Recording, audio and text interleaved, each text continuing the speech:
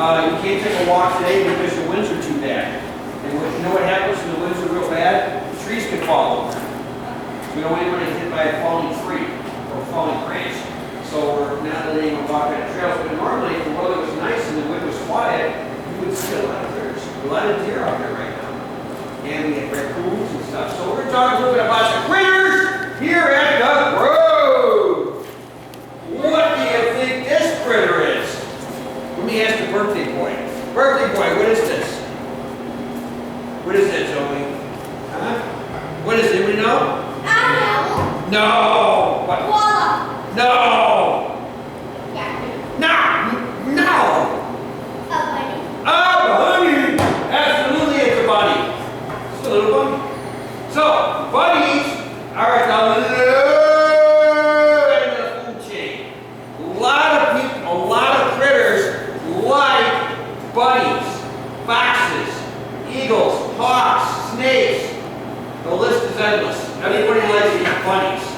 So when the bunnies, so they don't get eaten, they run around out here. You'll notice they have those two big ears sticking on the top of their head. What happens is those ears will twist and turn. So the bunny can hear an animal over there, and he can hear an animal way over there. And he can smell it with his little nose. So when the bunny starts to hear an animal coming over to, let's say, a fox, do you think the fox is starting to come and get the bunny? Do you think the bunny's going to run in a straight line? Huh? You going to run in a straight line? No! If he runs in a straight line, what's going to happen? You're dead. You're dead! The fox got you! No, you're not dead. It lets this thing on your body and it just starts freaking at it. It'll smell you having a fart and then No, it ain't going to happen.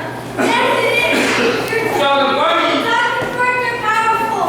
so when the bunny runs, It dies. no, when the bunny runs, he's going to go this way, he's going to go this way, he's going to go over here. But I'm going to do to the next thing and put out into the box. So he's going to run around, And it just starts to work out. he's going to run around in a crazy circle.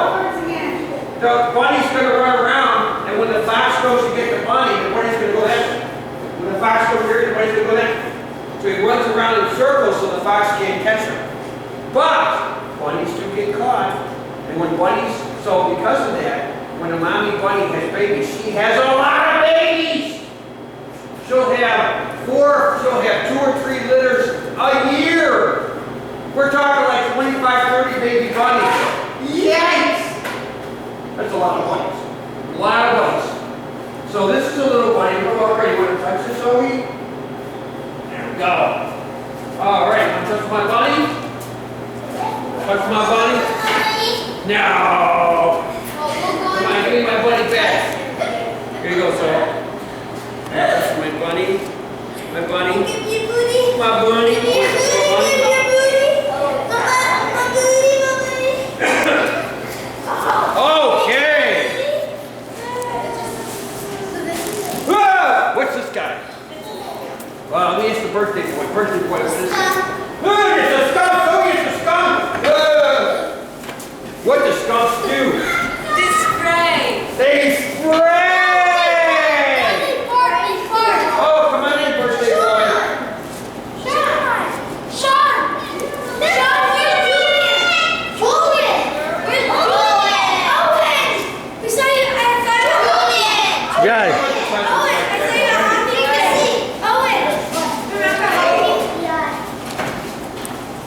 So cool. I just wish Willie was here. What the what is happening? Okay, guys, have a seat. So, why does a skunk have this big white stripe down its back? Why would a skunk have that? To ask other animals that they could spray you. Yes! The skunk does that so he doesn't spray. Now, when you're outside and you're walking your little puppy and you see a skunk's going to do something to the puppy and make him leave him alone. He's going to stand on his 2 front feet and he's going to wiggle his tail like this. And this is telling the puppy to stay away from him because what's he going to do? Spray. gonna spray him. No, he's gonna fart out. No, He's gonna he's- use his little big No. stink ball. No. He's going to spray him. But once the skunk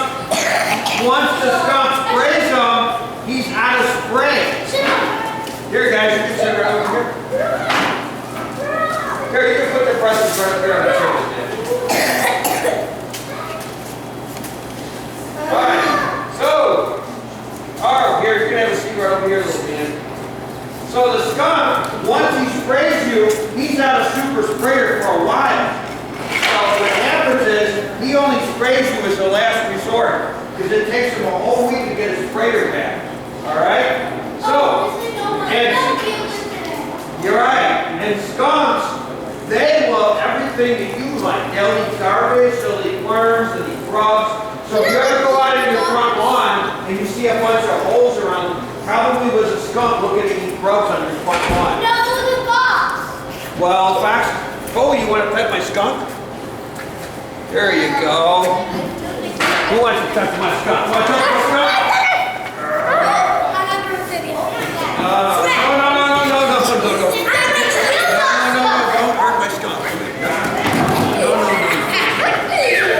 Want to touch him, Zoe? Eli?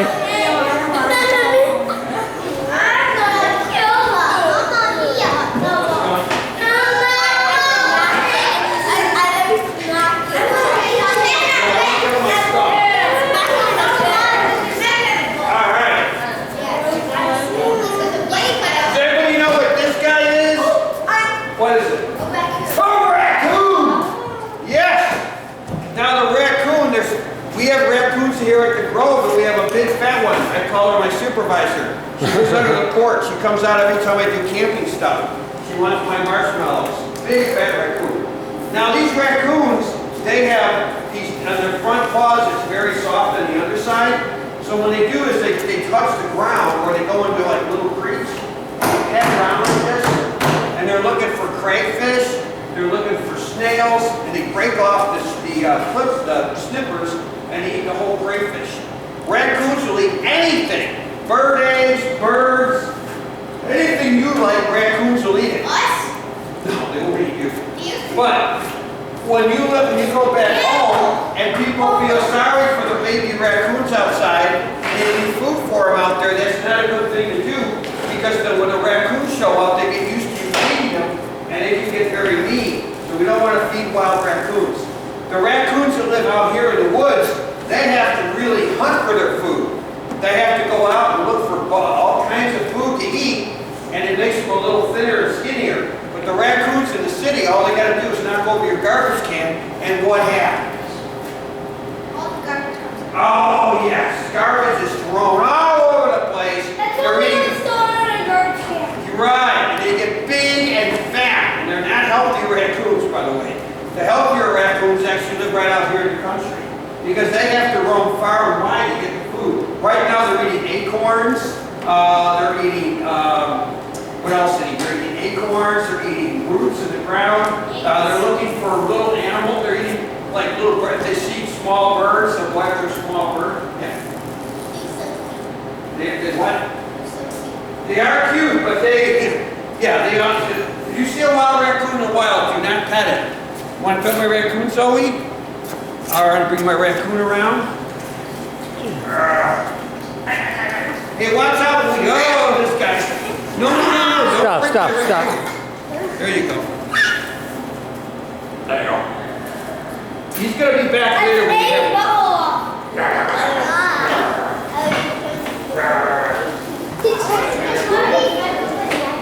No, I don't know about that. It makes it to his fur. Okay. All right. This is a toughie. Does anybody know what this animal is? Let me ask somebody have an answer. What do you think it is? A beaver. You are so correct. This is a beaver. Now, do you know what family of mammals beavers belong to? Anybody have an idea? You said rodents? You are 100% correct. It's a giant rat. Basically what a beaver is, it's a giant rat. The only other rat bigger than this guy is a capybara that lives in South America. But at one time, when 10,000 years ago, if you were to come in this area during the Paleolithic time, beavers were the size of small bears. That's how big they were. You weighed like 300 pounds. What the? Yeah, beavers were that big. So, who's been to a fancy resort like Marriott, where they have a swimming pool and real nice rooms and all that? You guys ever been to a hotel?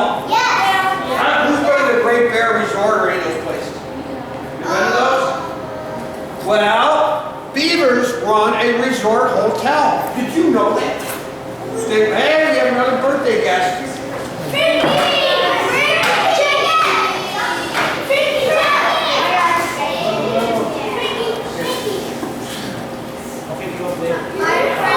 Here, guys, we're gonna have a seat over here.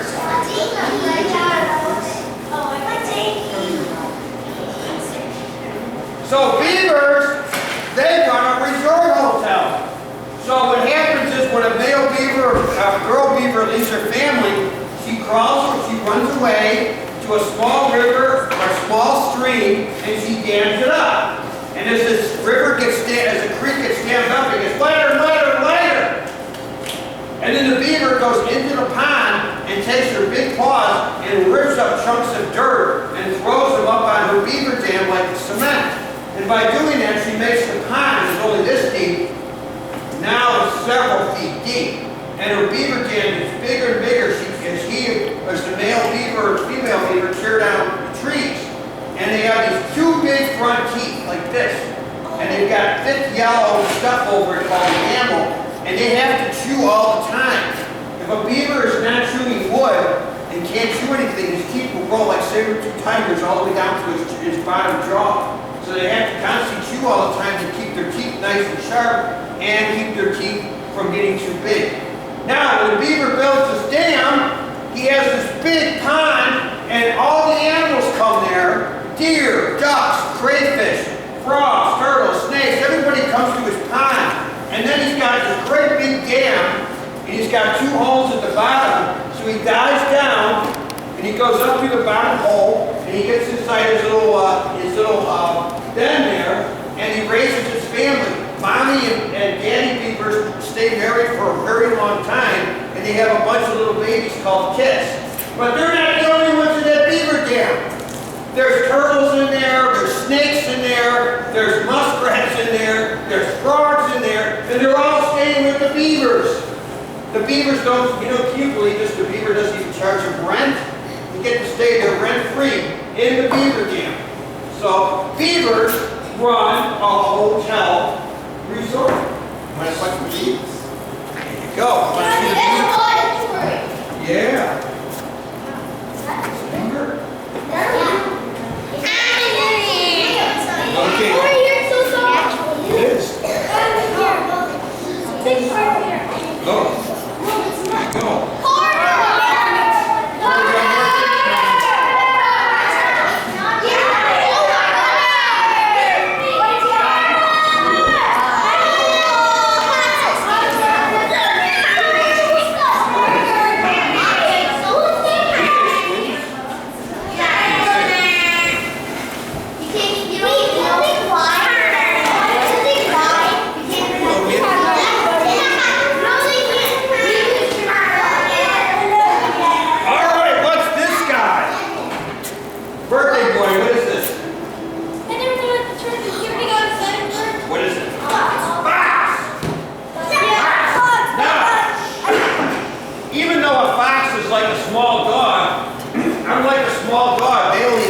They'll eat grapes, they'll eat tomatoes, they'll eat watermelon, they'll also eat all kinds of animals. They love bunnies. They love bird eggs. So in the wintertime when it's super cold outside and the foxes run around, he is so warm. You know what he does when it gets too cold outside? He curls himself up like this and he takes his tail and he wraps it over his nose and he's nice and toasty like he's sleeping in a sleeping bag. So he's got this nice thick fur, so when I fold the fur up like this, when it snows outside, the snow lands on the very tips of his fur and doesn't get down into his skin where it stays nice and toasty. How do you guys get that? Oh, I don't know. I'm not sure how we get this fox. But we have foxes. They have the mommy and daddy. The mommy and daddy have a lot of little babies. They're not called puppies. They're called kits, and they have a lot of kits. They'll have up to 6 kits, and they only have them for the summer, and then at the end of the summer, the little baby foxes are on their own. Yeah. I have 2 foxes in my neighborhood, and they always go to my dog because I have like raspberry tomatoes. That's what they're eating. Guys, want to bet my dogs? Yeah. This is real cute.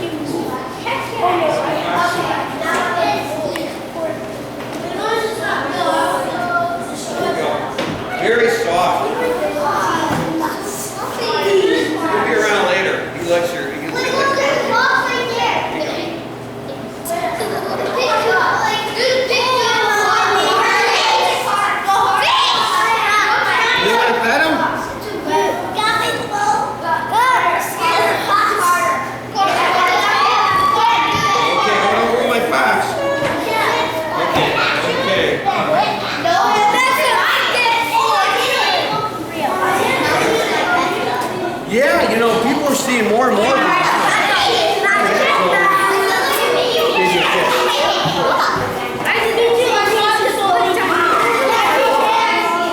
All right, what's this big animal? What? Zoe. What kind of animal is it? It's a deer. Okay. So, it's called a white-tailed deer because when you walk out in the grove, careful, don't pull that down. We don't want to knock the stuff down. So if you see the deer out in the forest and they see you coming, they might do this.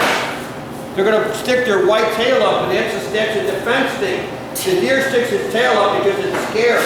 It doesn't know who you are. Hope you have another little boy.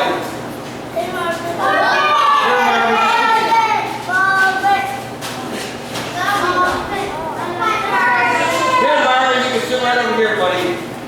So the deer will stick its tail up, and that's a warning. Hey, there's a predator around, and I don't want you around me. But when a deer does this, it'll also stop its feet. The deer will stop its feet like this, and it'll snort. And when they do that, that means they're scared. They're going to run away. I've actually done that with deer out here to try to get them all freaked out. But right now, we have male deer who have these big antlers, and they're starting to mate. Now, what happens early in the early fall, they have all kinds of velvet on their antlers, and it drives the male deer nuts. So what they do is they find a tree and they rub against it to get all that velvet off, and then the animals eat it, and they make their antlers razor sharp and tight. So if you come out to the grove, listen, if you come out to the grove and you walk around our forest preserve, if you see a buck deer on the trail, don't go near it, leave it alone, okay? Give it plenty of space, don't go by the buck deer. Now when the bucks are out there, they're looking for does, what happens when two of these guys meet is the two male deer, when they meet, what happens is they do what we call a standoff. One deer is coming this way, and the other deer is coming this way, sort of like in the Old West. So the two bucks come up together, and they walk real slow to each other, and they look at each other, and they snort a little bit, and they stiffen up their body, and then they turn around, just like in the Old West, and they're ready to pull out their antlers and charge, and then the other deer goes, no, you're too scared, you're going to run away. The other deer will chase them. But if the two deer are the same size, they'll bring their antlers down, snort, and then they're going to charge, and this is what you hear in the woods.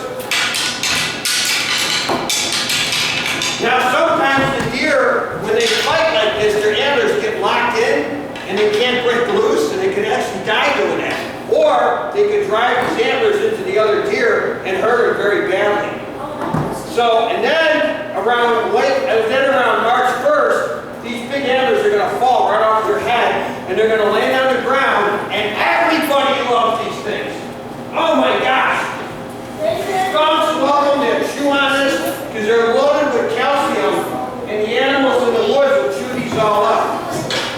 All right, I'm going to do a little game before I head you guys out to the interpreter center. So I'm going to do a couple of animal sounds. Let's see how smart you guys are if you know these animal sounds. This first animal sound, this animal was spotted in Illinois just recently outside of Springfield, Illinois, and they had a radio collar, and they had to dart it, and they took it away to an animal sanctuary. But anyway, this animal was free roaming. It was in Illinois about a week ago. Do anybody know what this animal is? Let me make the sound first. You ready? All right, go. Wait, hold on a second, Kyle. Ready? Here we go.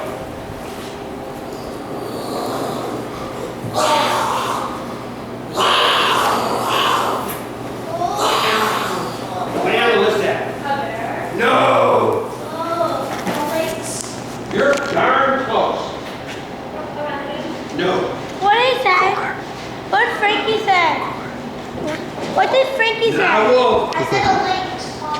He's closer. Is it a lion? Ah, No. mountain lion. Ask Eli. Mountain lion. Yes.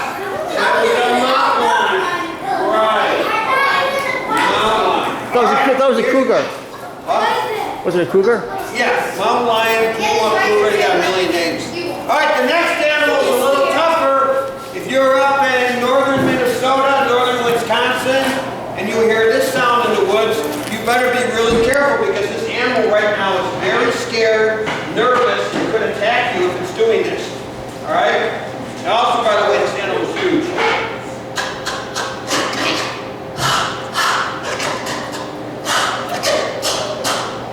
What animal is that? A bear?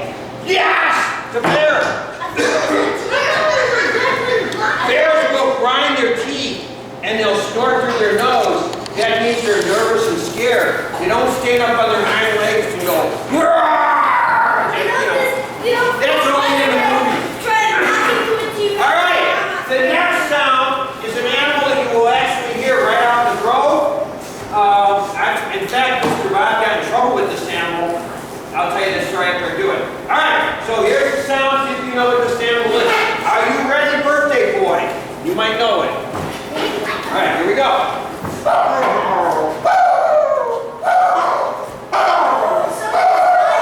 What animal is that? You're close. Adrian, you're close. What animal is it? You're close. Not there quite. What is it? Hey, coyote.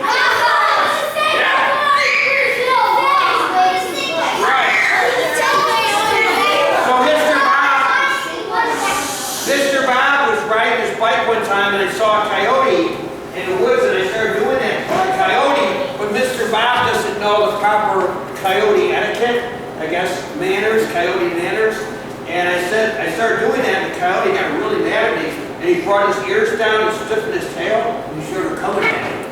And I jumped on my bike and I got out of there. So I don't recommend talking coyote to a coyote unless you know coyote. All right. All right, this animal is easy. In fact, once we do this animal, we're all going to do this animal together. If you're up in northern Minnesota, northern Wisconsin, or Yellowstone, you might hear this animal at night. It's a really cool sound. Here we go. Did you know this animal?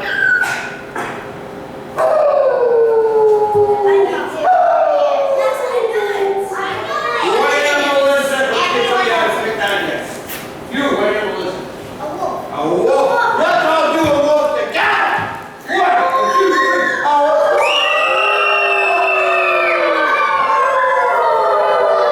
There you go. Well, that sounds like a wolf being shot. That sounds like a wolf being shot. All right. So, wolves howl for a variety of wolves howl for a lot of reasons. They howl to call their family together. They howl to say there's a kill. But they howl for a lot of reasons. All right, so here's what we're going to do. Here's what we're going to do. We are going to go across the way to the interpreter center. So I need you guys to do 2 things. Number 1, I need you to be really quiet. Don't run around. Number 2, don't bang on the glass. Don't touch the turtles in the turtle. They do a lot of things in that water. And